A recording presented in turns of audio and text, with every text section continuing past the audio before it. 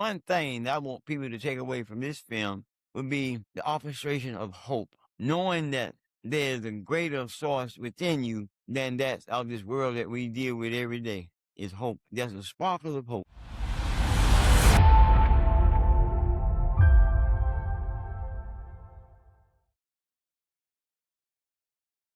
We are here to talk about the project Chicken Scratch with Dr. John Robinson and the director Marcus Head. And Hey, hey. Marcus, no, this was a very special project that you wanted to bring to life. And what made y'all want to bring this story for other people to know more about it? Well, it's something that people need to know about what goes on in our everyday life. You know, I'm gonna say it like this: as I tread through this old tunnel of time, underneath the shadows of the hands of the Almighty, I've had a hard time from early stages of life until this very day. And it's something that people need to be aware of and be conscious of in our everyday activities and our everyday walk of life. Yes. And may I ask, obviously, we have the title. Is there any particular reason why you chose the name Chicken Scratch so that Yes, audience can know? yes.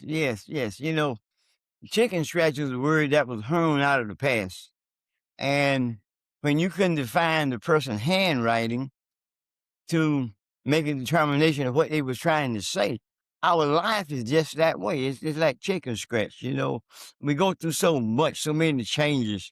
If our life was on the course of a normal track, it would be a little bit different. But being that we come from the background that we came from, and due to the lack of equality, it turned our lives into shambles, not having resources and elements in place that we can thrive like a normal person in society. And may I ask, what was that pivotal moment, that aha moment where you had to not only share your story of pain, but getting that out to help somebody? Well, I was involved in a 12-year litigation, and during those 12 years, I went through all types of scrutiny. When I won the case, that was my biggest relief, knowing that I had endured to the end. I'd like to just go back into my childhood stage and talk a little bit about my first encounter, and that's going to lead up to where we're trying to get to here now. Well, when I was 6 years of age,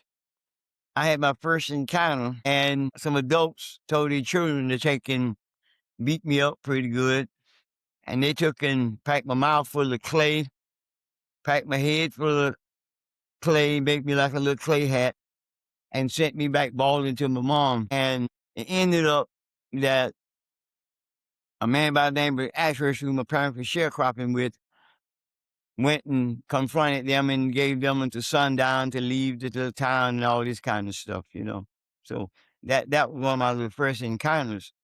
Didn't have no idea that I was going to encounter it later in life in some of the worst ways. The issue with the case started back in 1977,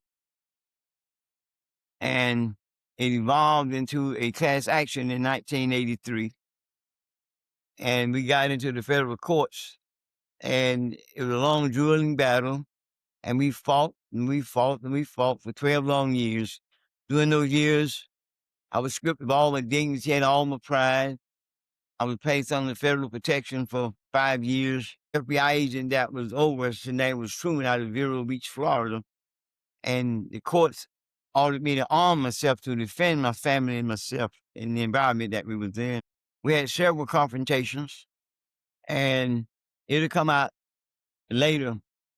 And like I say, I'm not gonna give it all away, but we had several confrontations, and my family was attacked. And one of my sons they was trying to abduct one of my sons, and he ended up putting pipe bombs in a welding shop that I had leased. And it got pretty nerve wracking, and I ended up being put to sleep for a week behind the nerve conditions and standing guard duty over my family. I felt that I was their warrior, I was their hero, and I had to defend them on all points. And this was an everyday activity. The company had people to infiltrate the community and was spending $3,500 to $4,500 a week on the street. People would jig at us. It was just scrutinizing. And people don't realize the effect that racism have on your lives. I don't want to give too much away here, but the gentleman that I sued, his name was George Peck Calkins, and he was the owner of Gulf Oil. He was a close friend of the President of the United States, the old George Bush at the time. And they had shared college, went to college together, and he was the lieutenant of the old war carrier, the Nemesis, and he was the owner of the state banks of Denver, Colorado. I think it's Denver, Colorado, and the Hartford Insurance Company. And he was a typhoon, and I was in a little small Jim Crow town. Okay, so but I was diagnosed with terminal cancer, and as a comparison, the racism eats at you just as terrible as the cancer did. Mm. And And Mr. Robbins, why do you say that? Can you elaborate, please, on that for someone that hears you and may not understand? Well, I got diagnosed with esophageal cancer back in 2008, and they removed my stomach completely and gave me what's called a hot launch pouch. I was given 2 to 6 months to live. And I was in the fourth stage, and something sent me back to the third stage.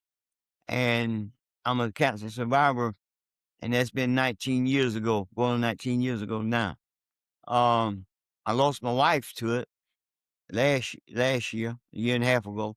You know, I went through chemotherapy. I took 42 treatments of chemo.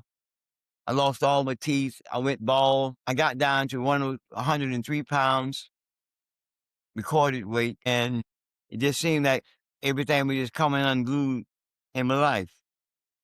But the discrimination had the equal potential.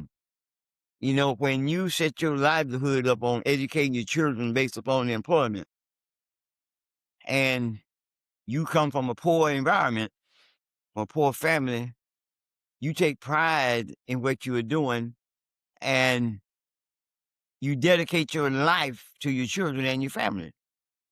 And when someone come along and feel like they are superior and you are inferior to them, and you face these ultimate facts, it just eats your life, and it eats away at you.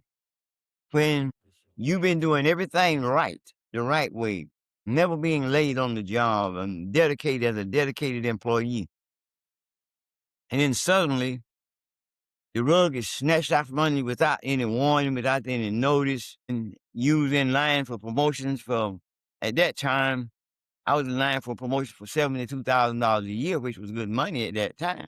And a friend's vehicle and a credit card and all this kind of stuff. They said that a black man was incapable of learning unless he was taught by a white man, and that he can do things on a routinely basis. So when you go through all this scrutiny and you know that you got a God-given gift and ability to learn and to adapt, then that rug is snatched out from underneath you, and you lose all your security, all your promise of hope for your children's education. My case, there was $500,000 allocated for each one of the children I had for the educational purposes. Well, I lost that. It was just became a drooling time, and it just eats at you, just like the chemo. It eats away at your life. When Mr. you say that Robinson, you when you say that you lost it, why did you what was your reason for losing the first 1,000,000? Well, educating my sons and aiding the businesses and stuff like that, and trying to get them over here at Capital, and going at it that way. And I sent my son John to Savannah School of Art and Design, which was SCAD, and we would give donations, and I wouldn't allow him to hold a job with no one. I want him to have a feeling that none of us really ever had. So I was keeping him $20,000 floating in his account, and letting rode in Cadillac, put cohorns on his feet, and then got that feeling that none of us never experienced to have. And I want him to develop a certain attitude that he could make things happen. Things don't just happen. You got to make them happen. What it's like to be a black man in America at a young age. You know, when you go out in the battlefield with your guards down, expecting the best, but receive the worst, it creates a grave disappointment. And as you tread through the old tunnel of time and you put your dedication into it, and to be sent to the front, just to be sent to the back, and this is repeatedly, it becomes frustrating. So many young people, by me being an associate pastor, I encountered this, where so many young people start out with the harmony of a good relationship, and then things start going bad because one loses a job, they can't make. Then they go through social demoralization, where they in an oppressed society from the start. When we boiled the water out the pot, we didn't have anything to start with when the great restoration occurred in this country. And we inherited this. We don't have the resources that's necessary to move ahead. You go in, you got a point system, you can't meet the quota for a point system. And it's very difficult for a black man in the South. And, you know, to be led to believe that you should work your way to the front, to be engaged in promotive activities, and then be sent to the back, to work your way back to the front, repeat it until you get old and gray like this, it becomes redundant. I would love to know, at the point of the case where everyone knew that they were wrong. Because many people, you know, they will say to themselves, this, I can relate to this story. I can relate to this story, but they don't have a check coming their way. And so, what was it about this particular case for you that separated it from what everyone else was going through? Because clearly, your story, it made a big difference. With the trials and tribulations that we went through, like I said, when I first started going through this old tunnel of time, have been a hard journey. When you face with the opposition all the time from day to day, I mean, if it would happen once, occurrence once out of a month, it'd be different. But when it's an everyday ongoing activity and your survival is at stake, and especially when you done got blackballed and you can't get nothing to do, no jobs, and you run into a place of esteem hopelessness where no one in your family is got the ability to help you. They can't pay your mortgage payments. They can't pay your automobile payments. Any ability that you have, because they're struggling themselves. And, you know, the answer to the question is very difficult because there's so many facets involved in it. Yeah, that makes sense. Whenever you were first a millionaire, what did you learn the first time you became a millionaire versus the second time? Well, I learned the first time to be more observative for the second time. And I got engaged. I was doing half of the state of Florida for waste management and refurbishing roll-off to dumpsters and refurbishing garbage trucks. And I was doing quite well. And then suddenly the cancer hit, and that disrupted everything I was doing, and the cost of that right off the bat is $460,000. So I lost virtually everything we had. I had to make arrangements with my home, so I didn't lose it. And but anyway, I'd have been very successful if I hadn't got diagnosed with the terminal cancer. Okay, I was right in the middle of it. In the year, I believe it was 2001 or two, from January 1st to March 15th, we had grossed out at 595,000, like that. That's the kind of money we were trying to. We was generating $56,000 a week, and we was doing very well. Um, I was shipping dumpsters and roll off tubs from Wildwood, Florida, across the state, all the way to the Georgia Chatting line in Georgia. We're doing quite well. I was on 12 acres downtown Jacksonville on Stockton Street, and we're doing exceedingly well. And then one day, while I was eating my lunch, I got a severe pain, and that ended it. I got to the doctors, and they told me that my life was over. that I had 2 to 6 months to live. And they made me an appointment with hospice and went from there. And I ended up having surgery later. The doctor that found the cancer name was Farkoff. And he recommended me to another doctor 6 weeks later, and that's when they determined the surgery. But back to your question, I learned to be more conservative. And it was just unfortunate that I got hit with the cancer. And I guess it was God's will or whatever the case may have been. But it's been a rough and rugged road. That's a very big deal when the doctor says you have 2 to 6 months to live. What were you possibly thinking in that moment when the doctor said that to you? Well, I said my plane just crashed and I don't know how to pick up none of the pieces. That was it. That was it. Now, the greatest support that I had was my wife and family.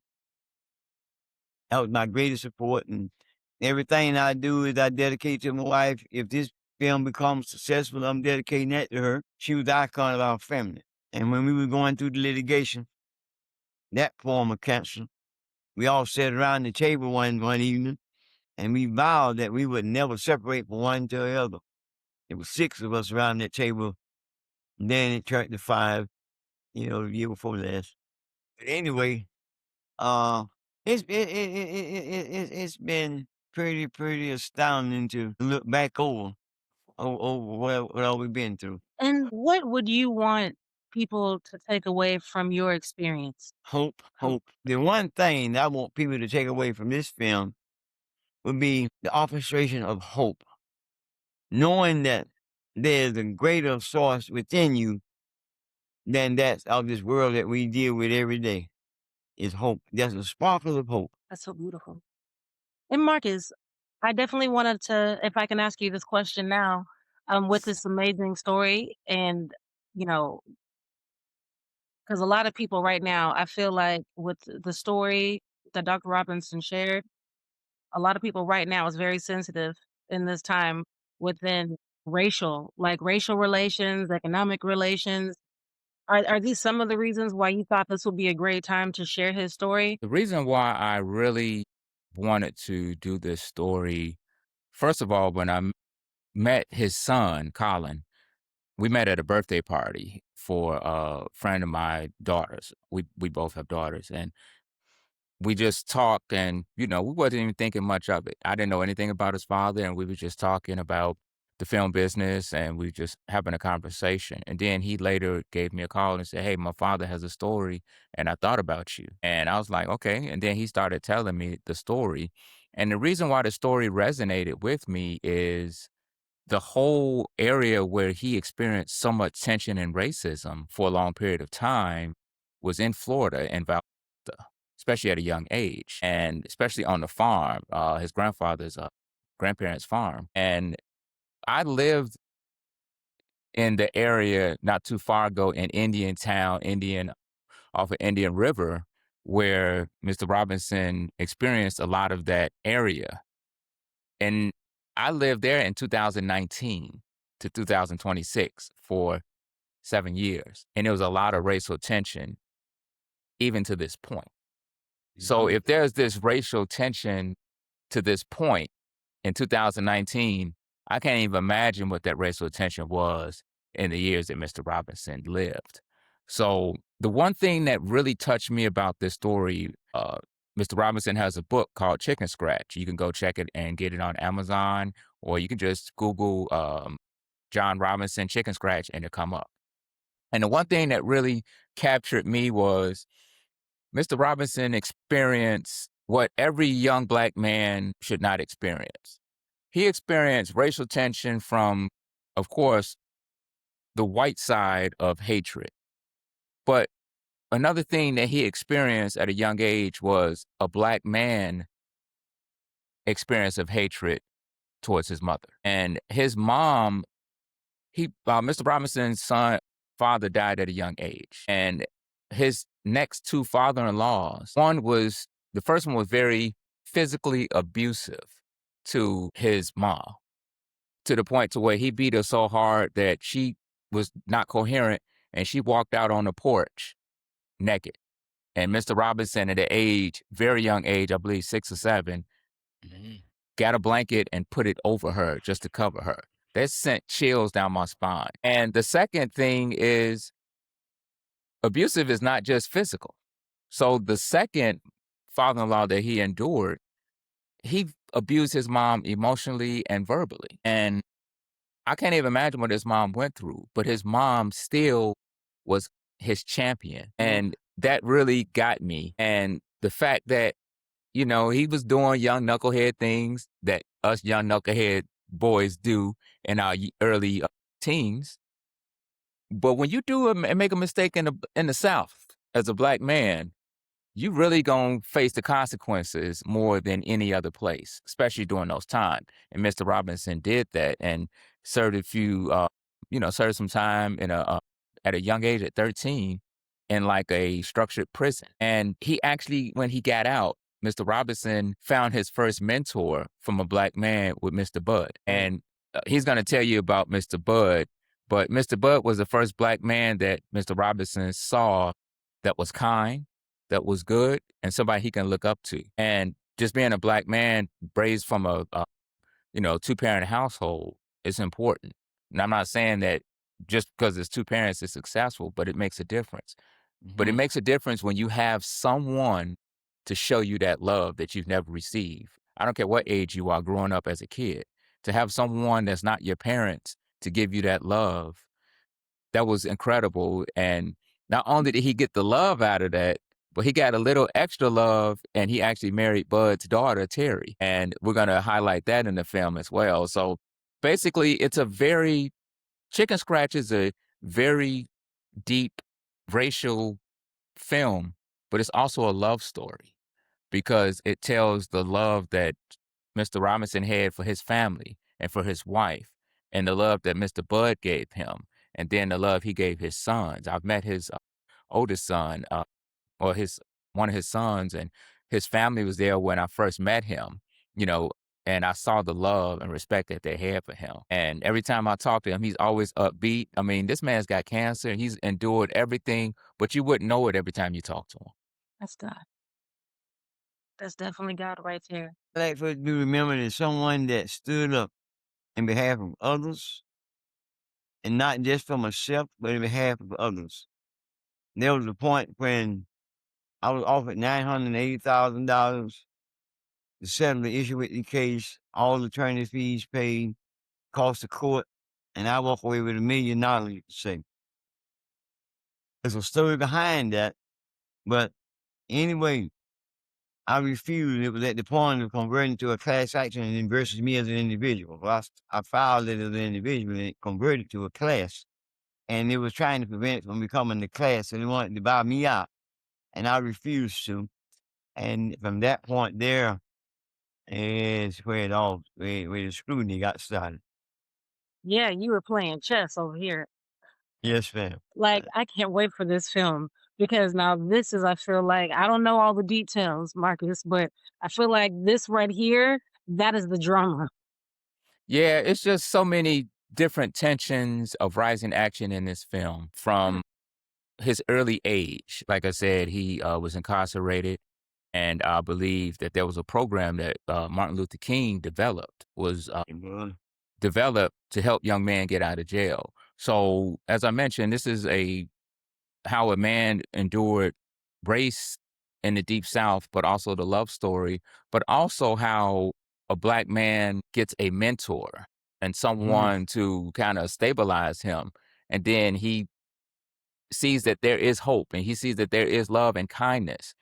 And then as he is excited, now he's got a family and people are loving him and giving him that love back. Then he goes to a job that he's getting passed over from promotion to promotion to promotion. But at the same time, they see that this man is qualified to get promoted. So what do? And the reason why I say they know he's qualified because he ends up training everyone that comes into that plant. That's right. No one gets promoted unless they have actually had the guidance of Mr. Robinson. So imagine you have the knowledge, you're training somebody, that person gets the promotion, and then and another promotion, and then they bring somebody else in, and you still have not gotten a raise or a promotion yourself. So for him to finally realize that something's not right, and then for the courts to agree with him, this movie reminds me of a combination of Hidden Figures, Pursuit of Happiness, and The Color Purple. And the reason why I say The Color Purple, because Celie dealt with physical and verbal abuse on a farm with her significant other. Mr. Robinson dealt with it with all the factors of people around him, physically, mentally, and emotionally, from when he was a young child all the way until he became a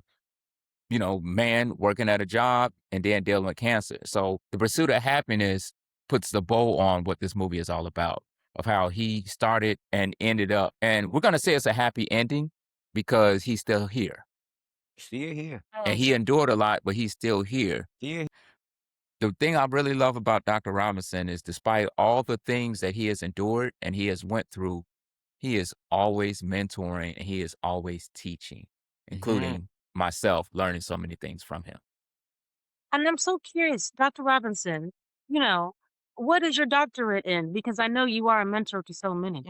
It's an honorary. I received the honorary degree of the life that I've lived, the struggles I've been through.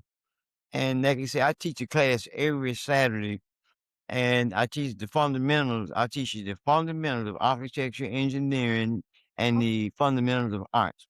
I have a display at VSU, the University of Georgia, in the archives now on the. I got a 10-piece exhibit that was adopted into the archives of the university. Did you just hear what he just said? Yes, that's Most amazing. people ask, why are you called a doctor? And they say, I got a doctorate from an honorary school and things. But he said he got his doctorate from an honorary, but he got his his doctorate because of the life that he lived. Yes. When That I is say deep. I want people to see this display because not everyone can relate to that. That's Right. not Right. normal. Yeah. No, And not so everybody can relate to it. And this man wrote a book. Chicken Scratch is not only a good read and a good book for you to read, but he mentions the word chicken scratch multiple times when he's speaking to let that sink in, that, as he mentioned, what he said chicken scratch earlier was about just the daily life that we live of the bumps and bruises.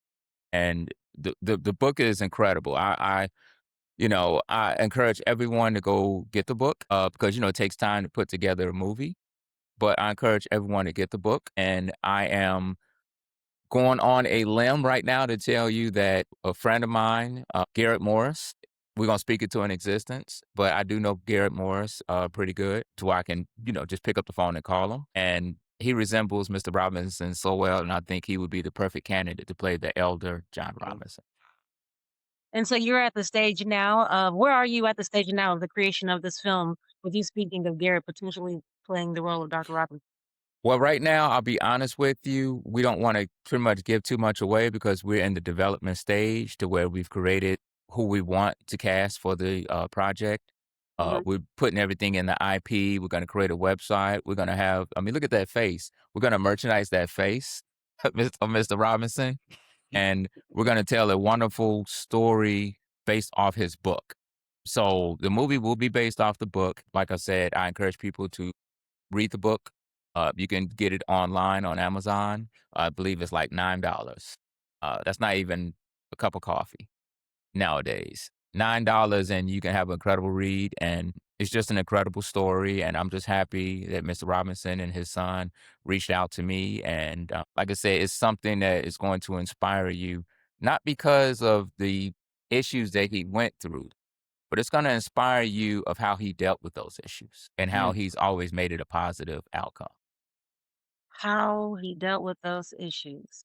That right there is what people need. They need guidance. Yes, and you can always follow me on Mhead Filmmaker on Instagram. And like I say, Chicken Scratch, you can just Google John Robinson and Chicken Scratch will come up. And we got a few things in the works that we're going to put as far as just making sure everyone is aware that MHead Films is attached to this project and let people know that we are going to promote and get the word out about Chicken Scratch. So just stay tuned. Mhm. Stay tuned, everyone. And Dr. Robinson, I appreciate you so much for your time.